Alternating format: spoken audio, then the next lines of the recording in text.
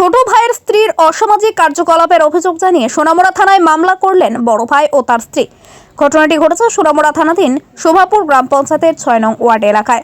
জানা গেছে সোনামুড়া থানাধীন শোভাপুর গ্রাম পঞ্চায়েতের ৬ নম্বর ওয়ার্ড এলাকার বাসিন্দা আলমাস মিয়া ও তার ছোট ভাই ইউনুস মিয়া। ছোট ভাই ইউনুস মিয়ার স্ত্রী শাহানা বেগমের বিভিন্ন অসামাজিক কার্যকলাপের কারণে বড় ভাই আলমাস মিয়া বাড়ির উঠোনের মধ্যে বেড়া দিয়েও শান্তিতে থাকতে পারছেন না।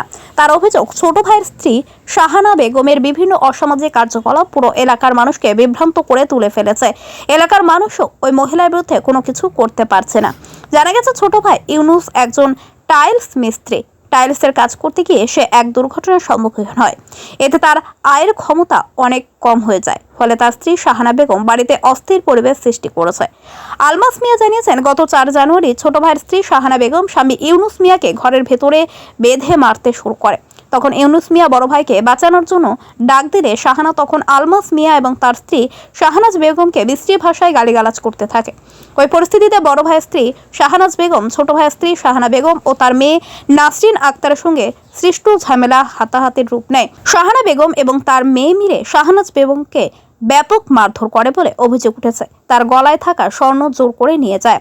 এই ঘটনার পরিপ্রেক্ষিতে আজ আলমাস মিয়া এবং শাহনাজ বেগম সোনামুড়া থানায় শাহানা বেগম এবং তার মেয়ের বিরুদ্ধে লিখিত অভিযোগ দায়ের করে। আমার স্বামী হেরা নির্যাতন করছে বা মারছে ধরছে, এটা কই হেরা কোন কেস করতে তো মুক্তে দৌড়াদৌড়ি করতে আসছে। সাজানো নাটক এটা শুধু সাজাইতে আসছে। এর আগে কিন্তু যে পুরুষের লগে হের অবৈধ সম্পর্ক আছিল, এর বিচার আচার হয়েছে। হের স্ত্রীর বাড়ির যাইয়া মানে তারা গালাগালি করতো, মারধর করতো, অনেক ব্যবহার খারাপ করতো। তখনই হেরা মারামারি করছে, ফিটে ফিটেছে, কেস মামলা হয়েছে। এটাও কিন্তু মিটম্যাট করছে কিছুদিন আগে। এরপরও তারা কিন্তু ওই মহিলার নাম কি, যে মহিলা কথা বলছেন? ওই যে শাহনারা বেগম, ইউনুস মিয়ার স্ত্রী। এখন ঘটনা ঘটেছে বিভিন্ন খারাপ কার্যকলাপ করে দেখে মনে করেন আপনারা আমাদের সমাজে নষ্ট হইতে আছে। আমার স্বামীরও হইতে হাসাবে, আমার দেওর বাইর আছে, তারা থাকে মিল্কি বাড়ির হেদিকে। এর কারণ কি, ফাঁসানোর কারণ কি? ফাঁসানোর কারণ হচ্ছে যে আমরা যে বাধা দিতে আছি, আমরা যে দেখতে আছি, আমি যে কইতে আছি গ্রামের মধ্যে যে আমাদের দেওর বই এই ঘটনা ঘটতে আছে, আমার চোখের দেয়াত, আমার ছেলে মেয়ে আছে সামনের মিকেল, আমার ছেলে মেয়েদেরকে মানুষ করতে পারতেছি না, আমারও গালাগালি করতে আছে। এই কারণে আমরা এখন এটার লাই আমাদের লগে বেশি খুনুস। আচ্ছা, এর মধ্যে আবার চুরি করে। এর আগে আছে না হ্যাঁ বেসিল একটা বাংলাদেশি নিয়ে যে চুরি করছে, বাঁধি রেখেছে, বিচার করছে, বুঝলি। এরপরে হের মেয়ে যেটা আছে, এটা এই যে আমাদের পাশের বাড়ির দোকান আছে, দোকানের মধ্যে শাহানা বেগম, সে মানে দীর্ঘ অনেক প্রায় বছর খানিক ধরে অবৈধ সম্পর্ক গড়ে যাইতেছে অন্য পরপুরুষদের সাথে। কিন্তু এই নিয়ে আমরা বাধাপ্রাপ্ত করলে আমাদের কারোর কথাই মানে না। গ্রামবাসী উভয় পক্ষে বলতে আমাদের গ্রামের সমাজ আছে বা মেম্বার প্রধান আছে, সবাই মিলে আমরা কয়েকদিন যাবৎ মানে এটার বিচার আচার করি, তারপরেও সে মানে না।